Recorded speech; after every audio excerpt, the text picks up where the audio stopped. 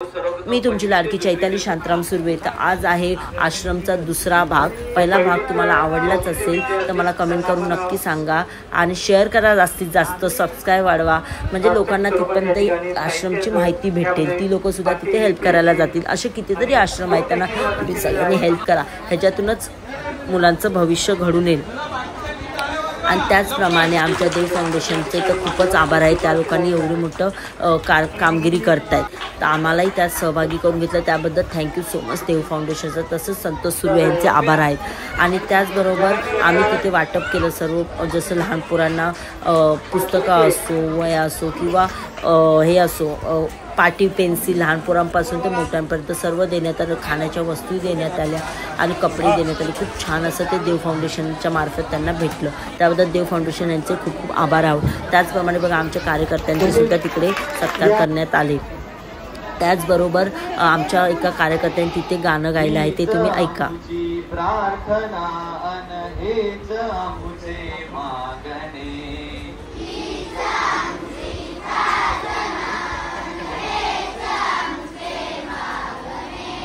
मानसाने मानसाशी मानसा समवागणे,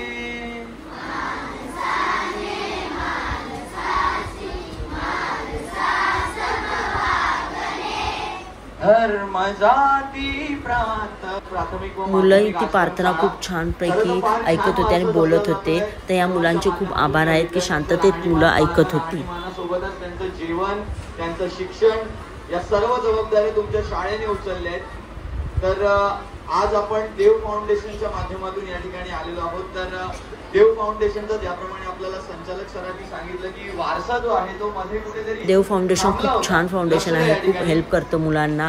त्याबद्दल मला एवढंच सांगायचं आहे की आज देव फाउंडेशनचा वारसा खूप मोठा होऊ द्या, तुम्ही सुद्धा त्यात सहभागी व्हा आणि अशा मुलांना खूप मदत करा, म्हणजे यांचं भविष्य खूप छान उज्ज्वल होईल।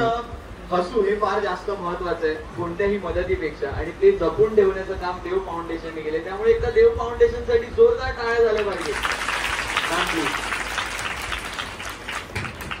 सगळ्यात छोट्या मुलांना नमस्कार। आणि देव फाउंडेशनचं काम बरोबर तळमळीने काम करत गेले 2-3 महिने। स्वतः संतोष दादा, अलीला चालेल, हे सगळे लोकांशी कॉन्टॅक्टमध्ये राहून ज्या गोष्टी तुम्हाला उपयुक्त आहेत, ज्या गोष्टी तुम्हाला गरज आहे, अशा गोष्टी शोधून हे घेऊन येतात। आणि हे सगळं येताना तुमच्याकडे जो आनंद खरोखर खूप छान वाटतं, खूप प्रसन्न वाटतं।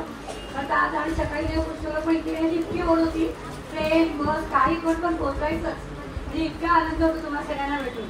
आणि हे सगळं देव फाउंडेशनमुळे, दादा कार्य सरांमुळे शक्य झालं। आणि संतोषच्या त्या बाबा आहेत, इथे बसा तिथे बसा, कुठं का असं करायला, त्याच्यामुळे अति शिस्तीचा एक मार्ग म्हणून संतोषकडे आपण बघू शकतो। संतोष कोणाला त्रास होत संध्याकाळी बघू शकतो, तर खूप छान आहे सगळं। त्यांचा उपक्रम पण नेहमीच छान, आणि दरवर्षी तो जास्तीत वाढावा ही अपेक्षा आणि इच्छा व्यक्त करते। त्याचप्रमाणे तिकडच्या आपल्या शिक्षकांनी आपल्या फाउंडेशनच्या सगळ्या लोकांचे सत्कार केले, भरपूर छान छान वाटत होतं आणि विद्यार्थी शांतपणे ऐकत होते। तर तुम्ही सुद्धा विद्यार्थ्यांना एक, म्हणजे आपण बोलतो ना, एक हात पुढे केला तर अनेक हात आपल्याला भेटतात, तसंच ह्या देव फाउंडेशनने केलेलं आहे आणि आम्हाला त्याचा लाभ भेटलेला आहे। तुम्ही असंच करा, म्हणजे सगळ्यांना असा लाभ भेटेल। तिकडचे शिक्षक शिक्षिकाही आमचे आभार मानत होते की तुम्ही आलात, हे केलं, त्याबद्दल थँक्यू सो मच। असे तुम्ही येत जा आणि या पोरांचं भविष्य घडवत जा। खूप सारी मुलं आहेत, एवढे शिक्षक आहेत, तर त्यांना सगळ्यांना सांभाळून घेतात, त्याबद्दल शिक्षकांचे खूप खूप आभार आहोत आम्ही।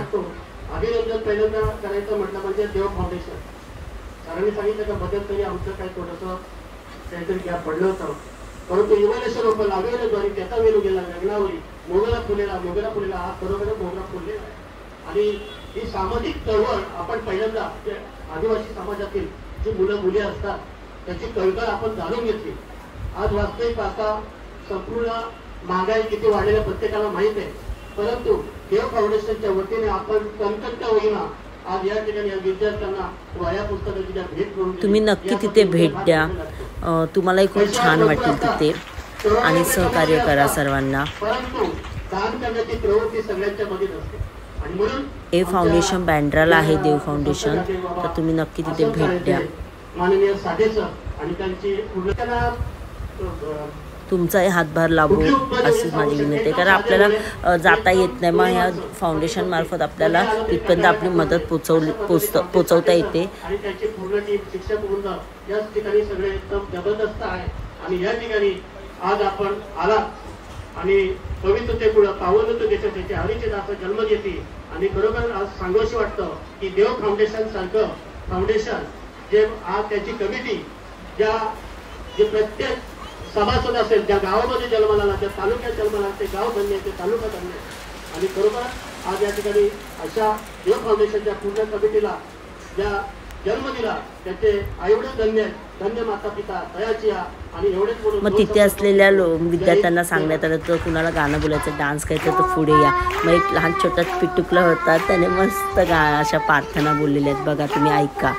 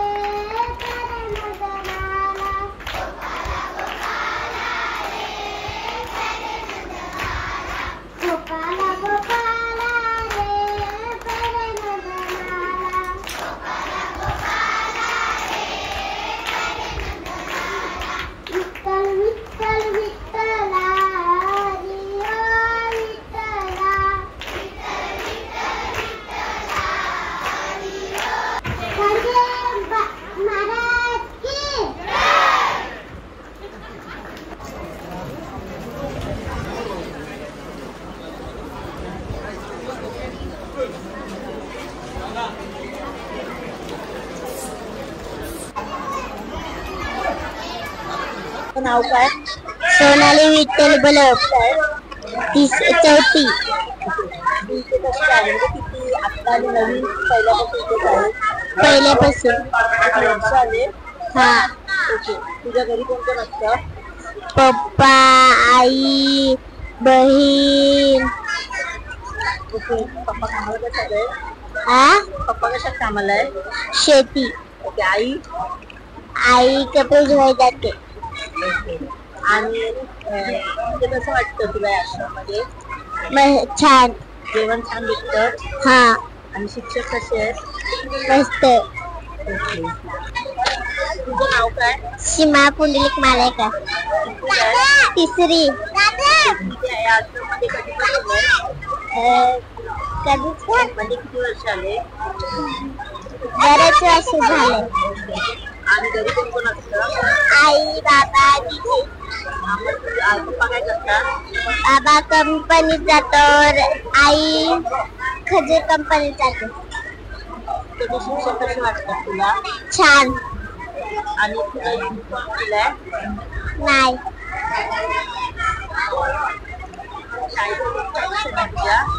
नाही, दुसरे शाळेतला. छान शिकवतात? हो.